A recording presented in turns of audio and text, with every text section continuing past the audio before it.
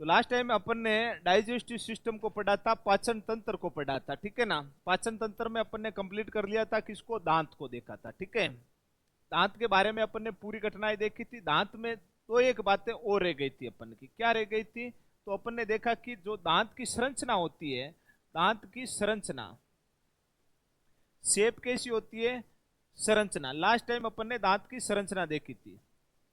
फिर अपन ने देखा था कि दांत के जो प्रकार होते हैं, वो अपन मानव ह्यूमन बॉडी में बात करते हैं तो दांत कितने प्रकार के होते हैं, 4 प्रकार के। अब अपन ने कहा था कि 1% तो होता है जो हाथी के बाहर के दिखाई देने वाले दांत होते हैं। वो कौन से दांत होते हैं भाई, हाथी के बाहर दिखाई देने वाले दांत, तीखे वाले बाहर दिखाई देते हैं ना, वो दांत कौन से होते हैं, अपन समझ जाते हैं कि तिकोड़ा दांत है, ये तीखे वाले दांत नहीं है। ये कौन से सामने दिखाई देने वाले दांत है, जो जिसको क्या बोलते हैं, कृदनक दांत बोलते हैं। क्या बोलते हैं, कृदनक दांत बोलते हैं, कृदनक, ठीक है ना, जिसे अपन बोलते हैं केनाइन, ठीक है। फिर दूसरा अपन ने देखा था कि शेर के जो सभी दांत होते हैं, वो दांत कौन से होते हैं भाई, रदनक, रदनक दांत होते हैं। और रदनक अपन अपन की भाषा में बोले तो जो तीखे दांत होते हैं ना, उसे रदनक कहते हैं, जो चीर फाड़ में काम करते हैं, ठीक है। इसके बाद में अपन का आता है क्या, जीभ। कौन आती है अगला, पाचन तंत्र, जीभ। भाई दांतों ने काम कर दिया, काटने का, चीरने का, चूर्ण बनाने का, दांतों के प्रकार अपन ने देख लिया। उसके बाद में अगला अंग आता है आर नाल का, जीभ आती है, ठीक है ना। अब जीभ अपन ने देखा था कि जीभ अगर स्वाद कलिकाओं के आधार पर होती है, तो जीभ की संरचना को अगर अपन देखते हैं तो ये कई भागों में खंडित होती है, ठीक है। इसमें खंडन होने का भाग क्या था, इसमें इस प्रकार इसका अलग अलग स्वाद कलिकाओं के आधार पर खंडन करते हैं, वो इस प्रकार थी। ये सबसे आगे वाला पोर्शन है, तो इसमें इसको बोला था अग्रभाग। क्या बोला था अपन ने, अग्रभाग। ये लास्ट वाला है, इसको बोला था अपन ने पश्चभाग, पश्चभाग। और ये सेंटर पॉइंट वाला है, इसको बोला था अपन ने मध्य भाग, मध्य भाग। और ये साइड वाले हैं, तो इसको अपन ने बगलीय भाग बोले थे, भाग, ठीक है। अब अपन को पता चला है कि जीभ पर खूब सारी स्वाद कलिकाएं पाई जाती, छोटी छोटी, जो भोजन के स्वाद को अवशोषित करके अपन को पता लगाती है कि ये स्वाद में कैसा है। तो इसका जो सबसे आगे वाला भाग होता है, वो भोजन में किसका अनुभव करवाता है अपन को, मीठे का, मीठेपन का, ठीक है ना। और जो मध्य का भाग होता है, उस पर स्वाद कलिकाएं अनुपस्थित होती है, इस कारण वो कैसा, उदासीन होता है। इसमें अपन को किसी प्रकार के भोजन का टेस्ट का पता नहीं चलता है। इसके बाद में अपन ने देखा था कि जो पश्च भाग होता है, वो अपन को नमकीन का या तीखे का, तीखे का अनुभव करवाता है, ठीक है ना, नमकीन का या तीखे का। और जो बगलीय भाग होता है, साइड वाला भाग होता है, पोर्शन होता है, वो खट्टे पदार्थों का अनुभव करवाता है, ठीक है। अब अपन ने कहा कि ये जो जीभ होती है ना भाई, अपन के गले में एक अस्थि होती है, बोन होती है, उससे क्या होती है, अटैच होती है, जुड़ी होती है। बताओ, कल मैंने बताया था, क्या नाम है उस अस्थि का, गले में अस्थि पाई जाती है जिससे जीभ की पेशियां जुड़ती है, हायोड। इसका आपके ओस्टियोलॉजी में जब अपन पढ़ेंगे, कंकाल तंत्र में पढ़ेंगे, तो इसका वेरी इंपोर्टेंट पर्सन भी बनेगा। शरीर की एकमात्र स्वतंत्र अस्थि कौन सी होती है, हायोड होती है। कौन सी होती है भाई, हायोड होती है, ठीक है ना। तो यहां से अपन के मान लीजिए ये गले की अस्थि आ जाती है, कौन सी, हायोड, ये हायोड है। और ये तो अस्थि है, और ये एक जीभ होती है, वो अत्यंत लचीली पेशियों से बनी हुई होती है। तो आज अस्थि का मिलन किससे हो रहा है, पेशियों से। तो अस्थियों का पेशियों से जुड़ना क्या कहलाता है, कल मैंने बोला था, बताओ, कंडरा या टेंडन कहलाता है।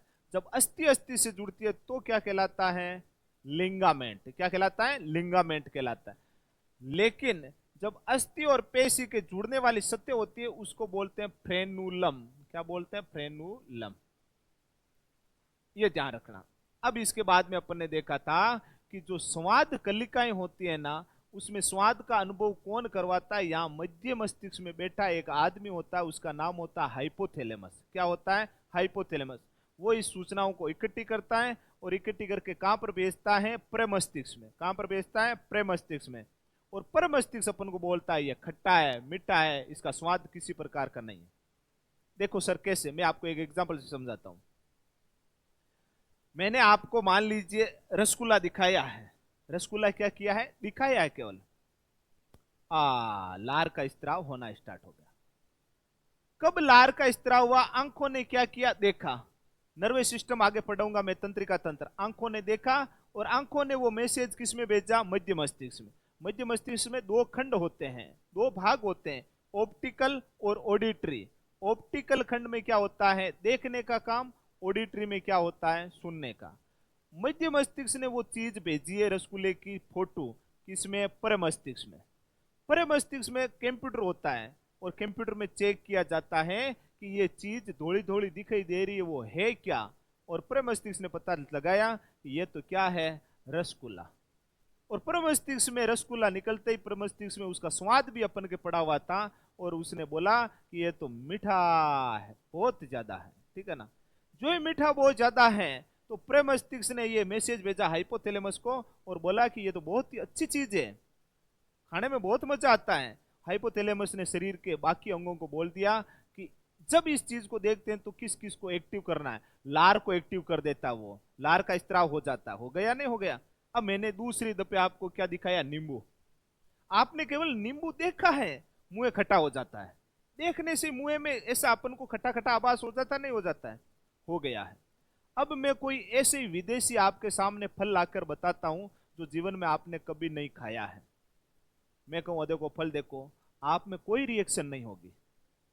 क्यों, क्योंकि उसका स्वाद अभी भी आपके दिमाग में सेव नहीं हुआ है, जबकि वो फल बहुत ही खटो बड़छ है, मारवाड़ में कहूं तो, ठीक है। अब मैंने वो फल आपको आज खिला दिया, पहले मैंने दिखाया, तब तक खाया नहीं था आपने जिंदगी में कभी, तो आप में कोई रिएक्शन नहीं हुई, आपने सोचा पता ही नहीं है क्या है। अब मैं वो फल गाई कर दियो थाने खिला दियो और काल या परसों में पाचो वो फल सेम ले रहा हूं, तो आप उस फल को देखते ही मुंह में लार का खट्टापन का क्या हो जाएगा, आभास। तो निकला रिजल्ट क्या, जो आज चीज खाई है ना, वो यहां पर मस्तिष्क में क्या होती है, सेव होती है। क्या होती है, सेव। तो इससे बात से रिजल्ट निकाल लेना, ध्यान रखना कि जो भी आप कुछ खाते हो, पीते हो, सुनते हो, देखते हो, कोई भी किसी प्रकार की एक्टिविटी करते हो, वो हमारे पर मस्तिष्क में क्या होती है, सेव होती है। इसीलिए तो लोगों ने अच्छा ही कहा है ना, जो आदमी जैसा करता जाएगा वो आगे वैसे ही बनेगा। आपकी सोच पॉजिटिव है तो आगे जाकर आप कैसे आदमी बनोगे, पॉजिटिव। आपकी सोच हमेशा नेगेटिव है तो आगे जाकर भी आप कैसे बनोगे, नेगेटिव, क्योंकि वो विचार आपके क्या होते जाएंगे, दिमाग में सेव होते जाएंगे, ठीक है ना। इतना पढ़ने के बाद में अपन ने देखा था कि इसके ऊपर जो स्वाद कलिकाएं पाई जाती हैं वो उम्र बढ़ने के साथ साथ में क्षीण होती जाती है, विघटन होता जाता है, हार्श होता जाता है, इसलिए उसमें स्वाद का अनुभव भी क्या होता जाता है, कम। अरे अबार अजीब जितनी चटक मटक करे, बुढ़ापा में इतनी चटक मटक थोड़ी करेगी, राबड़ी गोल गोल पाए नहीं तो भी अपन खा लेंगे, जो भी मिठाइयां वगैरह होगी वो भी खा लेंगे, उसका टेस्ट का अनुभव होना थोड़ा थोड़ा क्या हो जाता है, कम हो जाता है, ठीक है।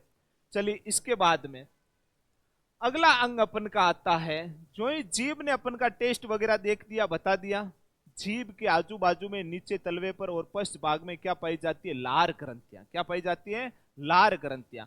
तो अगली अपन की थर्ड हेडिंग आती है इसमें, लार ग्रंथियां। लार ग्रंथियां, इससे पहले अपन ने जीभ तक का काम नोट डाउन कर लिया था, लिख लिया था, लिख लिया ना। लार ग्रंथियां आज है। लार ग्रंथियां कितनी होती है, चित्र में मैंने डायग्राम में पहले आपको बताया, तीन होती है। कौन कौन सी, पेरोटिड, सब लिक्वल और सब मेडिबलरी, ठीक है ना। पहली लार ग्रंथि होती है पेरोटिड, पेरोटिड। दूसरी लार ग्रंथि होती है सब लिंगवल, सब लिंगवल, ठीक है ना। और तीसरी होती है सब मेडिबलरी, सब मेडी, सब मेडी बलरी, या इसका नाम आपके सामने ऐसे भी आ सकता है, सब मैगजिला, सब मैगजिला, ऐसे भी कहीं कहीं लिखा हुआ हो मिल सकता है, ठीक है, एक ही बात है। अब पहली अपन की लार ग्रंथि आती है कौन सी, पेरोटिड। जो अपन कह सकते हैं जीभ के तलवे के क्या होती है, नीचे पाई जाती है, ठीक है ना। लार ग्रंथियों में ये पेरोटिड ग्रंथि होती है ना, वो सबसे क्या होती है भाई, बड़ी ग्रंथि होती है। क्या होती है, सबसे बड़ी ग्रंथि, सबसे बड़ी ग्रंथि। अब देखो सुनो, कंफ्यूज कहां हो गए आप। मैंने क्या बोला, अभी शब्द सुना है तो। लार ग्रंथियों में सबसे बड़ी ग्रंथि कौन सी होती है, पेरोटिड। और जयपुर, जोधपुर, अजमेर, बीकानेर कहीं पर भी आपका सेंटर आए और वहां पर एग्जाम देने जाओ और आपसे पूछ ले शरीर की सबसे बड़ी ग्रंथि कौन सी होती है, तो जब मैंने अंतःस्रावी तंत्र पढ़ाया बताया ना, शरीर की सबसे बड़ी ग्रंथि, शरीर की सबसे बड़ी ग्रंथि होती है भाई यकृत। कौन सी होती है, यकृत यानी लीवर। और जब मैंने आपको हार्मोन पढ़ाया तब मैंने यह भी बोला था कि इस पर्सन को ऐसे पूछ लिया कि अंतःस्रावी तंत्र की, किसकी, अंतःस्रावी तंत्र की सबसे बड़ी ग्रंथि कौन सी होती है, बताओ कोई बताने वाला। अंतःस्रावी तंत्र की सबसे बड़ी ग्रंथि कौन सी होती है, अग्नाशय नहीं होती है। अग्नाशय तो मिश्रित ग्रंथि होती है। थायराइड ग्रंथि कौन सी होती है, थायराइड। तो 3% याद कैसे रखोगे, देखो शरीर की सबसे बड़ी ग्रंथि किसी है, यकृत। अंतःस्रावी तंत्र की सबसे बड़ी ग्रंथि कौन सी होती है, यानी हार्मोन स्रावित ग्रंथनाली सबसे बड़ी ग्रंथि किसी है, थायराइड। और लार ग्रंथियों में सबसे बड़ी ग्रंथि कौन सी होती है, पेरोटिड। बात आ गई समझ में, ओके। फिर अगली बात आती है, सब लिग्वल ग्रंथि होती है, ठीक है ना। इसे अधोजीवा ग्रंथि भी बोलते हैं, इसे अधोकर्ण मूलक ग्रंथि भी बोलते हैं हिंदी में, ठीक है ना। इस ग्रंथि से सर्वाधिक हार्मोन का क्या होता है, स्त्राव। सर्वाधिक हार्मोन, सॉरी, लार का क्या होता है, स्त्राव। किसका होता है, लार का स्त्राव होता है। सर्वाधिक लार का स्त्राव करने वाली लार ग्रंथि का नाम क्या होता है, सब लिग्वल। और जो सब मेडिबलरी है वो जीभ के पश्च भाग पर होती है, सबसे लास्ट में होती है। इस ग्रंथि को अपन बोलते हैं सबसे छोटी ग्रंथि। लार में सबसे छोटी ग्रंथि कौन सी होती है अपन की, सब मेडिबलरी। ग्रंथियां देख ली। अब ये सारी ग्रंथियां क्या स्त्राव करती है, लार। क्या स्त्राव करती है, लार स्त्राव करती है।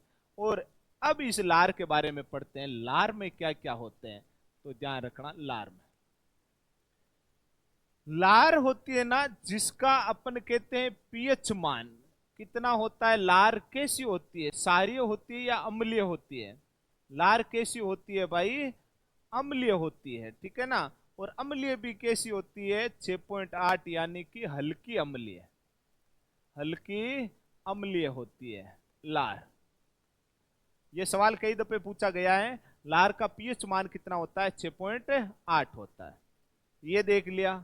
अब लार में क्या चीजें पाई जाती है, लार भोजन के लिए क्यों आवश्यक है, कहां में क्या करती है लार, ठीक है ना। मैंने कल आपको बोला कि आप जब भी एक कोई निवाला लेते हो, उस निवाले को कम से कम कितनी बार चबाना चाहिए, 26 से 32 बार चबाना चाहिए। चबाने का मीन क्या हुआ है, जितनी बार चबाओगे लार ग्रंथियों से लार स्त्रावित होगी और उन भोजन के कणों में क्या करेगी, प्रवेश करेगी और भोजन को एकदम पेस्ट बनाएगी, ऊर्जावान बनाएगी, उसमें कई एंजाइमों का निर्माण करेगी। वो कैसे करते हैं, तो और लार में क्या होते हैं, अपन कहते हैं एंजाइम। क्या होते हैं भाई लार में, और एंजाइम होते हैं। सर लार में एंजाइम कौन कौन से होते हैं, तो पहला एंजाइम वेरी इंपॉर्टेंट है, ये सवाल पूछे जाते हैं, ठीक है ना। लार में पहला एंजाइम है lysozyme enzyme, lysozyme enzyme. Lysozyme enzyme करता है क्या है काम, उसका काम का ध्यान रखना। लाइसोजाइम एंजाइम पहली एक शब्द में तो याद रखो ला कि किसका, जो भोजन होता है ना उसमें छोटे छोटे सूक्ष्म हानिकारक जो बैक्टीरिया होते हैं ना, उसको क्या करता है, मारने का कार्य करता है। तो विषैले जो हानिकारक जो बैक्टीरिया होता है, बैक्टीरिया, उन बैक्टीरिया को क्या करता है, ये मारता है। कौन सा एंजाइम, लाइसोजाइम एंजाइम। अब हकीकत में तो क्या होता है वो मैं आपको बता देता हूं, मारता नहीं है। आपने किसको पढ़ा है जीवन में, कभी किसको पढ़ा, सेल को, कोशिका को पढ़ा होगा। किसको पढ़ा है भाई, कोशिका को पढ़ा है।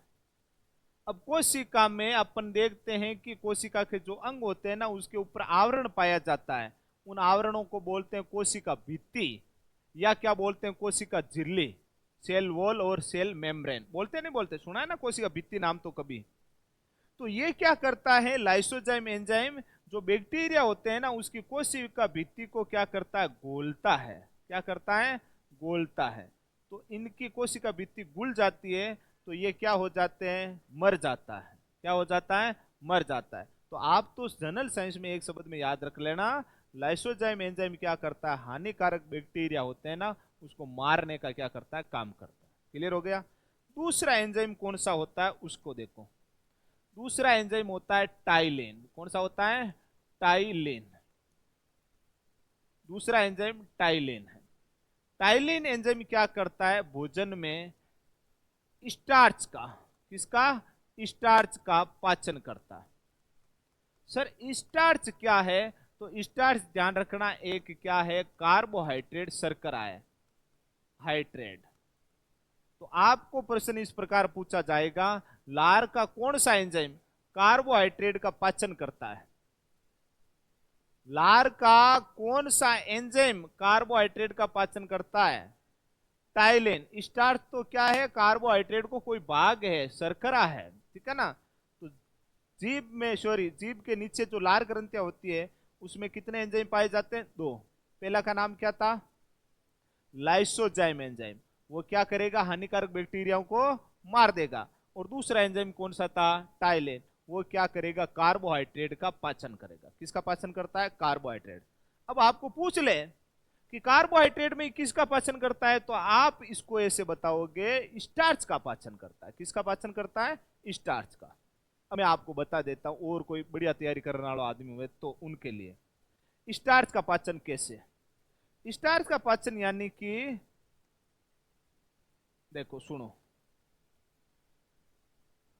आज मैं सुबह खाना खाकर आया, 2-3 चपातियां खाकर आया, और वो चपातियों से मुझे शरीर में ऊर्जा मिली है, वो ऊर्जा मेरे शरीर में संग्रहित तो हुई है। अब मैं काल तक नहीं खाऊं तो ऐसा थोड़ी है मैं मर जाऊंगा। मुझे वो ऊर्जा आज खाई है, उस रोटी की संग्रहित हुई है, मेरे शरीर में जमा हुई है। अरे मान लीजिए आपको हमेशा 100 रुपए खर्च करने की आदत है या नहीं, और 100 रुपए कमाने की क्या है, आदत है। लेकिन आज आप 100 रुपए कमाए नहीं, लेकिन खर्च तो करोगे। खर्च करोगे कौन से, जो पहले आपने पूंजी जोड़ रखी है उसमें से खर्च करोगे, यानी संग्रह करके रखा है, पॉकेट में मनी जमा है, तभी तो करोगे ना।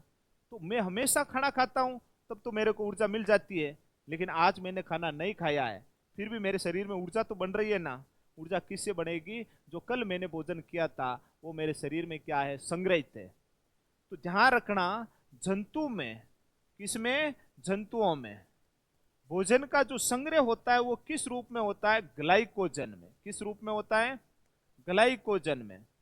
लेकिन पादप भी अपने भोजन को क्या करते हैं, संग्रह करते हैं, करते नहीं करते हैं, वो किस रूप में करते हैं, स्टार्च में। किस में करते हैं, स्टार्च में। हजारों करोड़ों बार सवाल बना हुआ है, पादपों में भोजन का संग्रह किस रूप में होता है, स्टार्च में। किस में होता है, और जंतुओं में ग्लाइकोजन के रूप में। अब मुझे बताओ, एक कोई ये पादप था, इसने अपने जीवन भर संघर्ष करके मेरे लिए क्या बनाया, ये सेव बनाया। क्या बनाया, सेव बनाया। और उसने अपनी पूरी ऊर्जा किस में संग्रहित कर दी, इस सेव में। कर दी या नहीं कर दी भाई, इसने अपना भोजन संग्रह किस में किया, इस सेव में संग्रह किया। और मैंने इस सेव को तोड़ के क्या कर लिया, खाया है। अब मुझे बताओ, इस सेव में तो कौन सी है भोजन संग्रह किया हुआ, स्टार्च है। जबकि मुझे उस सेव वाली ऊर्जा को संग्रहित किस में करना है, ग्लाइकोजन में करना है। करना है नहीं करना है, ठीक है। तो ग्लाइकोजन में करना है, तो मैं क्या करूंगा, जब उस सेव को खाऊंगा तो मेरी जीभ से एक एंजाइम स्त्रावित होगा। कौन सा एंजाइम, अब बताओ कौन सा एंजाइम, टाइलिन। कौन सा एंजाइम, टाइलिन। वो टाइलिन एंजाइम उस स्टार्च को किस में कन्वर्ट करेगा, माल्टोज में। किस में कन्वर्ट करेगा, माल्टोज में। और फिर मुझे क्या मिलती रहेगी, ऊर्जा मिलती रहेगी। तो आत्मको नहीं, पेड़ पौधा जैसे जैसे मेरे भोजन संग्रह हो जाएगा वैसे तो नहीं होगा ना, उसमें कोई चेंजिंग तो आएगा ना। वो ऐसे अलग अलग में, जंतुओं में अलग होता है, पादपों में अलग होता है भोजन का संग्रह, ठीक है ना। तो अपन ने सीखा है कि एंजाइम कौन सा होता है, टाइलिन।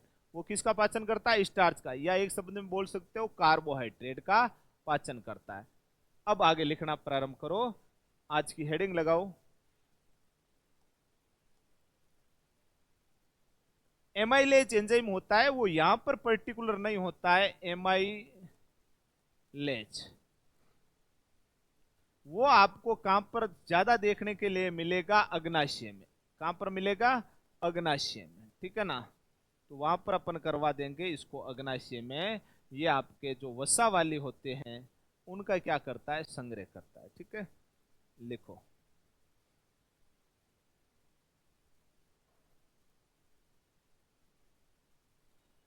हेडिंग लगाओ लार ग्रंथियां, हेडिंग लगाओ लार ग्रंथियां, और उसमें लिखो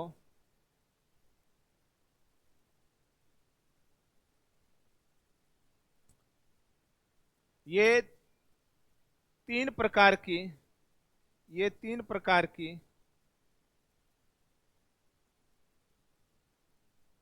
होती हैं।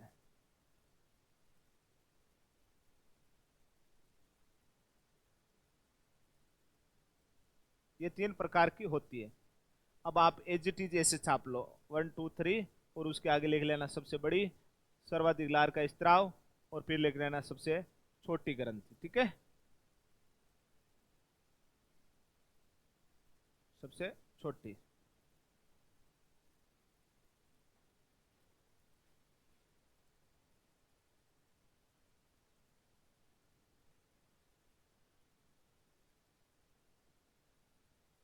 ठीक है मामला, ठीक है।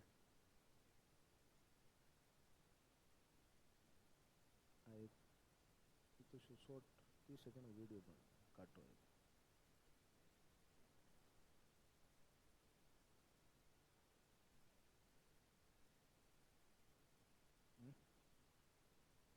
कोई क्यों काट लिया, तो बार ओ है मान लीजिए इनको इतने शो काट दो, क्लियर टिके लंग आवे देख ले।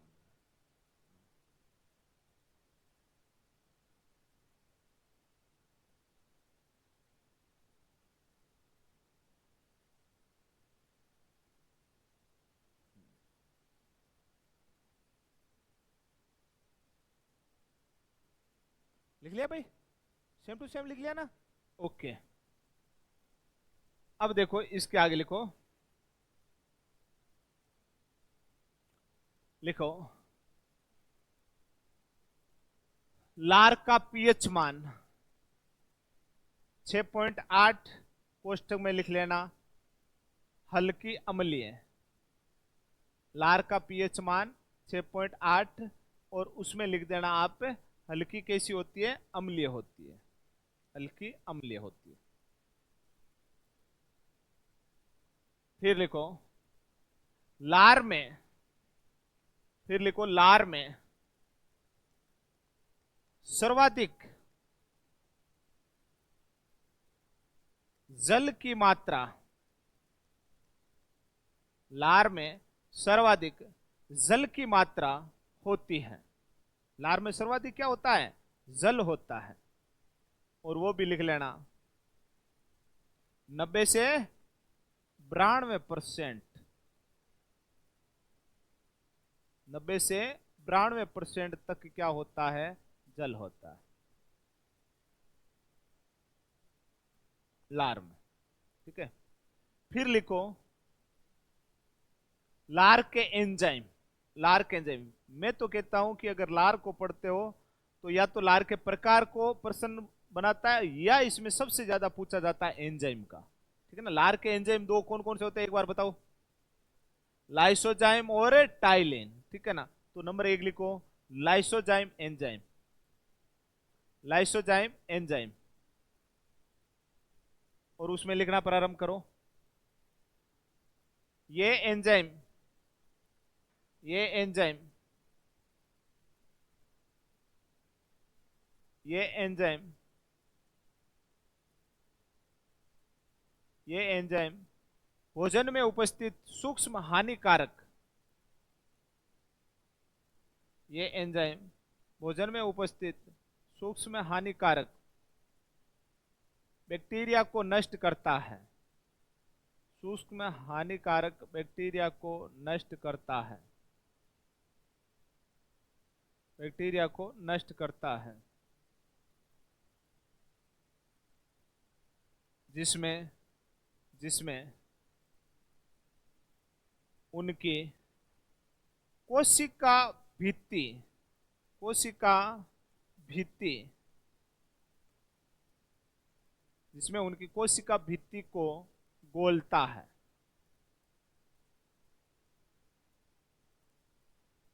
जिसमें उनकी किसको गोलता है, ये कोशिका भित्ति को गोलता है। ठीक है, ये कोशिका भित्ति वगैरह मैं आपको पढ़ाऊंगा, जब कोशिका पढ़ाऊंगा सेल बायोलॉजी अपन पढ़ेंगे, उसमें पढ़ लेंगे पूरा का पूरा कंप्लीट। अब देखो, और इसमें एक्स्ट्रा चीज क्या लिख दोगे, ये लाइसोजाइम एंजाइम है ना, और कहां पर आपको मिलता है, तो ये थोड़ी सी एक्स्ट्रा चीज लिख लेना। मैंने कल ही बताया किसमें मिलता है, जो आंखों से अश्रु ग्रंथियां होती है, उससे आंसू निकलते हैं, उस पदार्थ में या उस लिक्विड द्रव्य में किसकी मात्रा होती है, अपन के लाइसोजाइम की। और किसमें होता है, गोमूत्र में होता है। और पसीने के स्त्राव से, पसीने ग्रंथियों से स्त्राव से पसीना निकलता है ना, उसमें भी क्या होता है, लाइसोजाइम एंजाइम। तो नीचे कोष्टक में लिख लो,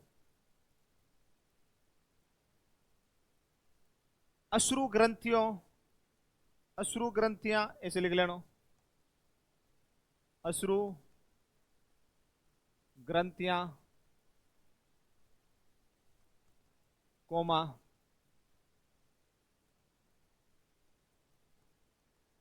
पसीना व गो मूत्र में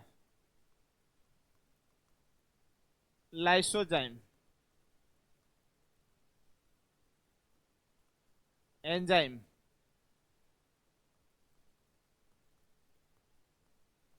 पाया जाता है।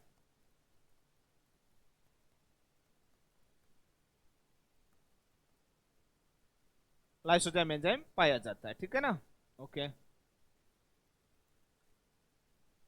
दूसरा अपन का एंजाइम का नाम लिखना है टाइलिन।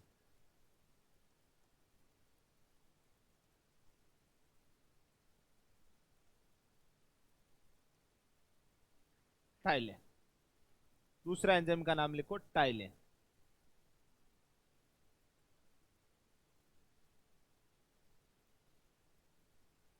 सबसे पहले तो लिख दो आप, ये कार्बोहाइड्रेट का पाचन करता है, ऐसे लिख दिया।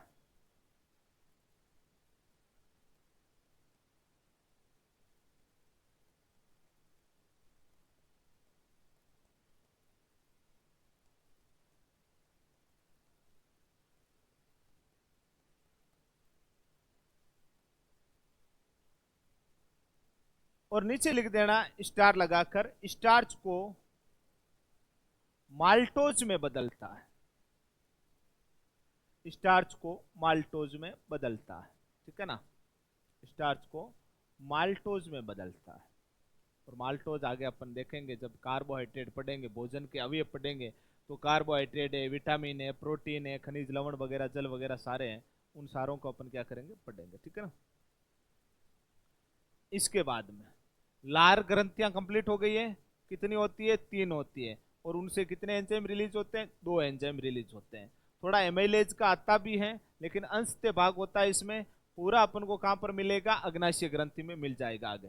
तो अब मुझे बताओ, दांतों ने काम कर दिया, मियां कर दियो, भोजन ने एकदम पूरा पेस्ट बना दियो, जीभ ने उसका स्वाद चख लिया, लार ने उसको एकदम पेस्ट बना दियो, चिकनो चट। अब उसको क्या करना है, केवल निगलना ही है, अपन को निगलना है। अब यहां से एक बहुत बढ़िया मेजर प्रश्न बनता है, जो कई दफे आया हुआ है, कि अब उस भोजन में मैंने क्या मिला दिया है भाई, लार। तो मैं कहूंगा लार युक्त भोजन, लार युक्त भोजन क्या कहलाता है भाई, बोलस कहलाता है। क्या कहलाता है, बोलस कहलाता है। वेरी इंपोर्टेंट है नाम, लार युक्त भोजन बोलस कहलाता है। जो अब गोलियां बनी है उसको अंदर निगलना है, तो वो जो लार मिल जाता है उस भोजन को अपन क्या बोलेंगे, बोलस। तो नीचे लिखो नोट लगाकर, लार युक्त भोजन बोलस कहलाता है। लार युक्त भोजन क्या कहलाता है भाई, बोलस कहलाता है, ठीक है ना। लार युक्त भोजन बोलस कहलाता है। लार युक्त भोजन बोलस कहलाता है। अब देखो यहीं पर मैं क्लियर कर देता हूं, आगे और बताऊं थाने, ठीक है। अब आगे अपन का भोजन जाएगा किसमें, अमाशय में, स्टोमच में। अमाशय में जाएगा तो अमाशय में भी खूब एंजाइम आएंगे। अमाशय एंजाइम भोजन में मिल जाए ना, और अमाशय में भोजन को क्या हो जाएगा, पाचन। तो अमाशय में पचित भोजन को क्या बोलेंगे अपन, काइम। क्या बोलेंगे, काइम। तीन नाम बताता हूं, उसको याद रखना। अमाशय में पचित भोजन क्या कहलाता है, काइम कहलाता है। इस वास्ते अपन देखते हैं मार्केट में काइम चूर्ण आता है, आता नहीं आता है, आता है। उसकी अपन क्या लेते हैं, फाकी लेते हैं, ठीक है ना। क्यों लेते हैं, क्योंकि एक अवस्था अपन की आ जाएगी, अमाशय से स्त्रावित होने वाले एंजाइम हथियार डाल देंगे तो अमाशय में भोजन का पाचन नहीं होगा। तो अपन क्या करेंगे, उस भोजन को पचाने के लिए ऊपर से अपन क्या लेंगे, दवाई लेंगे। इसीलिए उसने अपनी दवाई का नाम ही क्या रख दिया, काइम चूर्ण। क्या नाम रख दिया, काइम चूर्ण। भोजन किया और काइम चूर्ण की एक क्या ले लेते हैं, फाकी लेते, नहीं लेते। हाँ, जिससे अपन का क्या हो जाएगा, उस अमाशय में पड़े भोजन का पाचन हो जाता है, इसलिए उसका नाम रख दिया काइम चूर्ण। अब इसके बाद में ये तो किसमें होता है, अमाशय में, अमाशय में, अमाशय में। इसके बाद अपन जब देखते हैं तो अपना भोजन आगे किसमें जाता है, अग्नाशय में। किसमें जाता है, अग्नाशय में। अग्नाशय में जब भोजन का क्या हो जाएगा, पाचन हो जाएगा, उसके एंजाइम मिल जाएंगे, तो पचित भोजन को क्या बोलेंगे भाई, काइल। क्या बोलेंगे, काइल बोला जाता है, ठीक है। तो आप अभी लिखना चाहते हो तो एक जगह इन सबको चीजों को लिख लो। लार युक्त भोजन क्या कहलाता है, बोलस। और नीचे एक्स्ट्रा कोष्टक में डाल के चीज को लिख लो, ताकि आगे कंफ्यूज नहीं होगे, जब भी आती है चीजें एक जगह पढ़ लोगे। तो लिखो,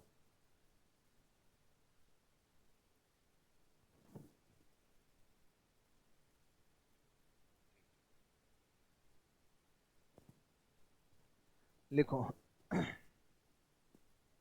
अमाशय में पचित भोजन, अमाशय में पचित भोजन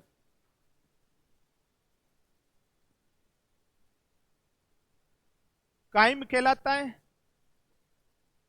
अमाशय में पचित भोजन काइम कहलाता है, एक्स्ट्रा कोष्ठक में लिख लेना, ठीक है ना, काइम। और अगली लाइन में लिख लो, अग्नाशय में पचित भोजन काइल कहलाता है। अरे अपन बोलते हैं, नहीं बोलते हैं, मैं आपका काइल हो गया, यानी पूर्ण रूप से हो जाना। हो जाना, नहीं हो जाना।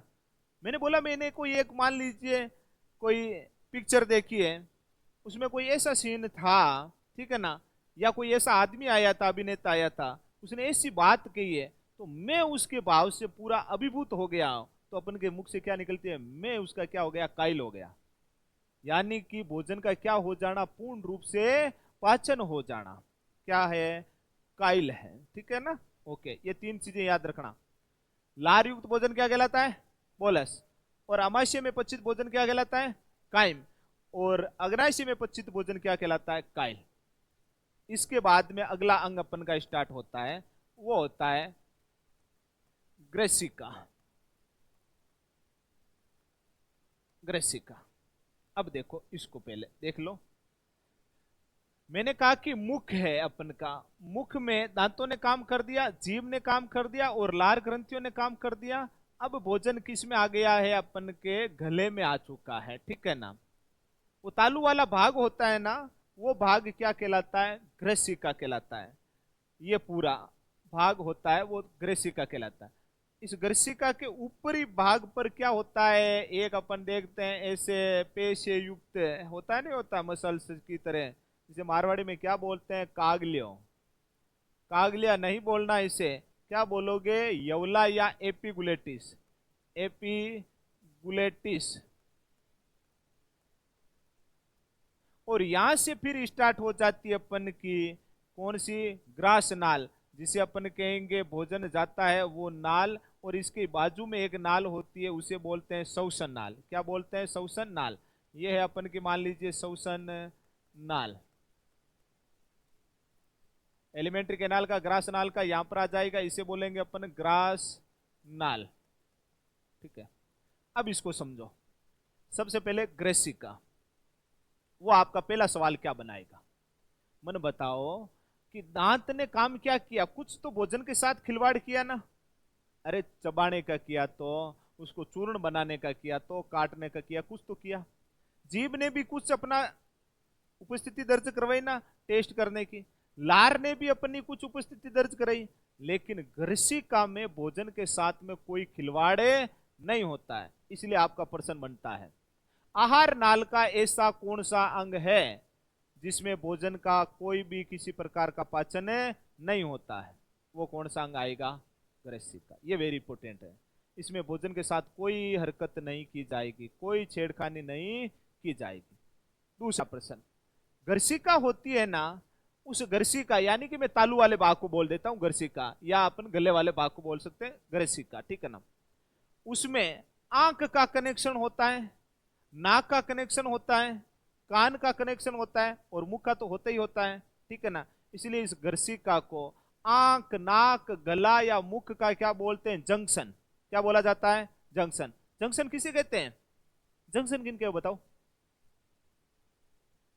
जहां पर रहे। हाँ सही बोल रहे हो, बताओ।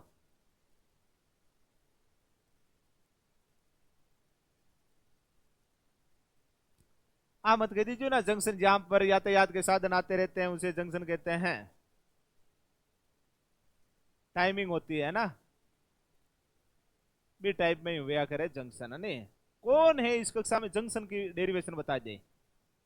क्या आपका नागौर रेलवे स्टेशन है? क्या आपने देखा है कभी इसको बोला है नागौर रेलवे स्टेशन जंक्शन? कभी नहीं। जबकि मेड़ता रोड जाते हो तो क्या लिखा होता है? Merta road junction station. अबे तो समझ गया उला। हाँ, ऐसा स्टेशन जहां पर चारों दिशाओं से या अलग अलग दिशाओं से साधन आते हैं उसे क्या बोलते हैं? जंक्शन। जबकि नागौर स्टेशन अनुआई अनगिवी, अनुआई अनगिवी, बस इतना ही है ना। तो जंक्शन ये होता है जहां पर सभी दिशाओं से यातायात के साधन आते हैं, केंद्रित होते हैं, उसको क्या बोला जाता है? जंक्शन। इतना ही देख लो, कम कम। वो तो है नागौर स्टेशन, वो खाइए मेड़ता जंक्शन, डेगाना जंक्शन। होता नहीं होता है? जहां पर एक से अधिक या दो से अधिक दिशाओं से यातायात के साधन आकर केंद्रित होते हैं उसे जंक्शन बोलते हैं, ठीक है ना। तो इसको क्या बोलेंगे अपन? आंख, नाक, गला, कान का क्या बोला जाता है? जंक्शन। आप कभी टेस्ट कर लेना।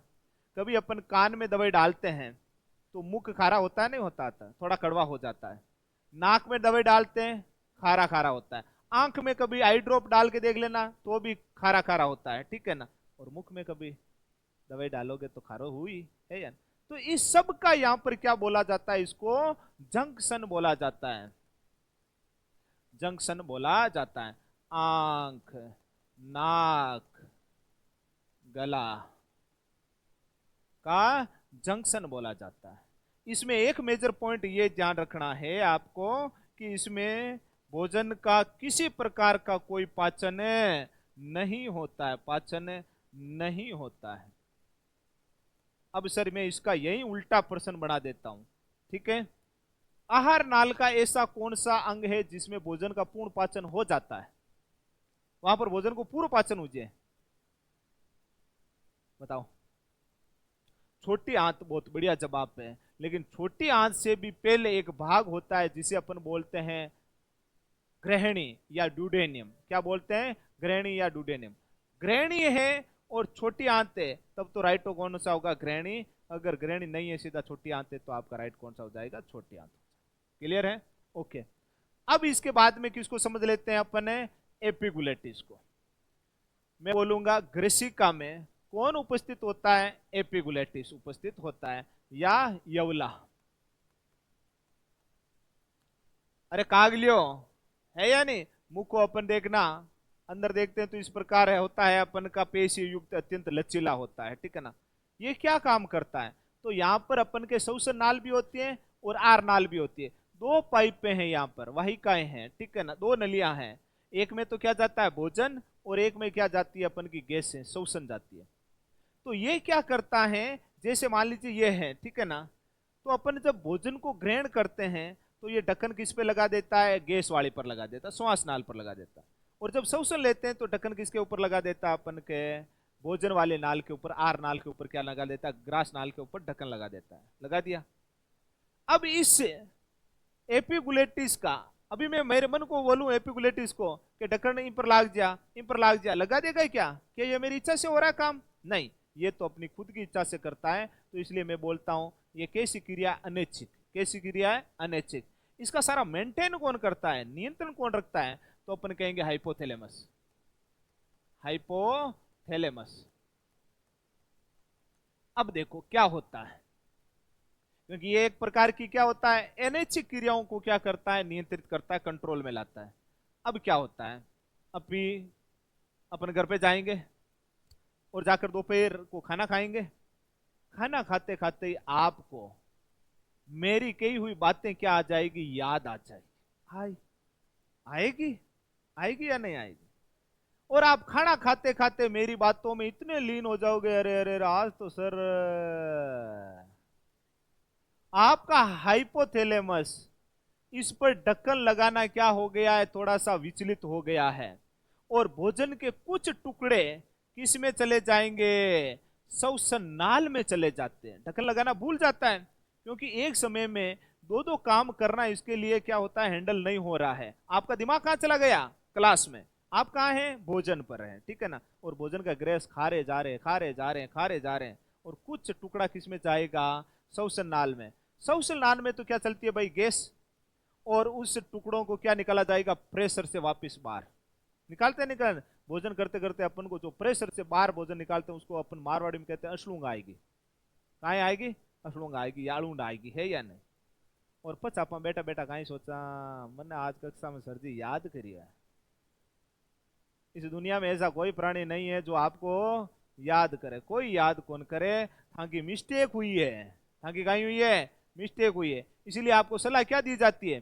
भोजन करते समय या तो कोई टेलीविजन मोबाइल वगैरह नहीं देखना चाहिए, केवल दड़ा दड़ क्या करना चाहिए? भोजन को ही करना चाहिए। किसी के बारे में सोचना नहीं चाहिए, बोलना भी नहीं चाहिए। महापुरुष लोग वगैरह डॉक्टर क्या कहते हैं? भोजन करते समय बोलना भी नहीं है, सीधा अटैक द फूड, ठीक है ना? मी पर पूरा अटैक रखना अपन को, ठीक है? तो बोलना भी नहीं चाहिए, क्योंकि बोलेंगे हाइपोथैलेमस पर जाएगी सारी लोड। हाइपोथैलेमस पर मस्तिष्क को बोलेगा ए चीजा, ए चीजा, बे चीजा, बे चीजा। जितने वो एक ही मिस्टेक कर दी, भूल को ढक्कन लगानो, तो थोड़ो टुकड़ो जानते ही। कभी कभी अपन देखो ऐसे पानी पी रहे हैं, पानी पीते पीते सोच लिया आज तो सरल मामलो, एलंक हो बेलंक हो वो दिमाग चला गया अलग। तो अपन का पानी की कुछ बूंदे भी किसमें चली जाती है? श्वसनाल। तो भी अपन प्रेशर से वापस पानी को उड़ेलते नहीं उड़ेलते बाहर। तो ये काम होता है इस एपिगुलेटिस के अनियंत्रित होने के कारण। तो अपना एक शब्द में निकाल देंगे, एपिगुलेटिस का कार्य क्या होता है? इसके ऊपर वोल्व का या ढक्कन का कार्य लगाना। वोल्व का कार्य करना या ढक्कन का कार्य करना। किसका कार्य होता है भाई? एपिगुलेटिस का। किसका होता है? एपिगुलेटिस का। अब देखो, अब अपना भोजन की जो बोलस की गोलियां हैं वो गले में होती हुई आगे अब किसकी ओर जा रही है? अमाशय की ओर जा रही है। फिर आगे वाली अपन हेडिंग पढ़ेंगे ग्रास नाल। तो हेडिंग लगाओ ग्रेसिका। लगाओ लगाओ ग्रेसिका। दो दो पॉइंट ही है, ठीक है ना? ग्रेसिका लिखो, लिखो। ग्रेसिका में भोजन का कोई पाचन नहीं होता है। ग्रेसिका में भोजन का कोई पाचन नहीं होता है। ग्रेसिका में भोजन का कोई पाचन नहीं होता है। आगे लिखो, ग्रेसिका को आंख, नाक, गला यानी ईएनटी, आई, नॉइस, टॉइस, ठीक है ना? तो टीथ, ठीक है ना? तो उनका क्या बोलते हैं? जंक्शन। तो लिखो आंख, नाक, गला का जंक्शन कहते हैं। ग्रेसिका को आंख, नाक, गला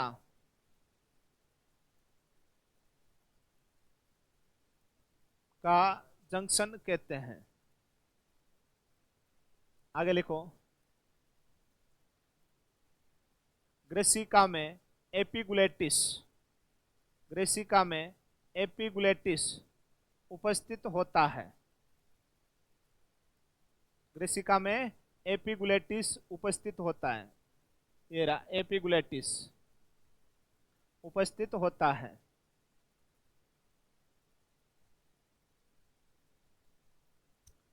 अगली एक छोटी सी हेडिंग लगा लो, एपिगुलेटिस। एपिगुलेटिस, एपिगुलेटिस लिखो। यह अत्यंत लचीली पेशियों युक्त होता है। यह अत्यंत लचीली पेशियों युक्त होता है।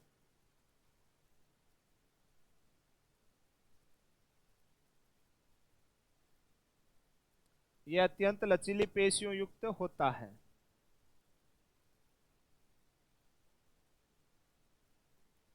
यह अत्यंत लचीली पेशियों युक्त होता है जो श्वसन वे ग्रास नाल पर, जो श्वसन वे ग्रास नाल पर वॉल्व, कोष्ट में लिख लो ढक्कन, वॉल्व का कार्य करता है। अब देखो मेजर लाइन सुन लो और लास्ट की अंतिम। अब मैंने बताओ श्वसन ग्रासनाल, श्वसन ग्रासनाल, इनकी तो अलर्ट रहना पड़े। अन आयो तो अन्य ढक्कन लगाना पड़े। और जो आदमी अलर्ट रहता है और वो पुलिस वाला कहलाता है, कहलाता नहीं कहलाता है। इसलिए अपन इसको क्या बोलते हैं, यातायात पुलिस या ट्रैफिक हवलदार भी कहते हैं। किसका? श्वसन नाल का या ग्रास नाल का। तो लिखो इसे, इसे आहार नाल का यातायात पुलिस भी कहते हैं। इसे आहार नाल का यातायात पुलिस भी कहते हैं।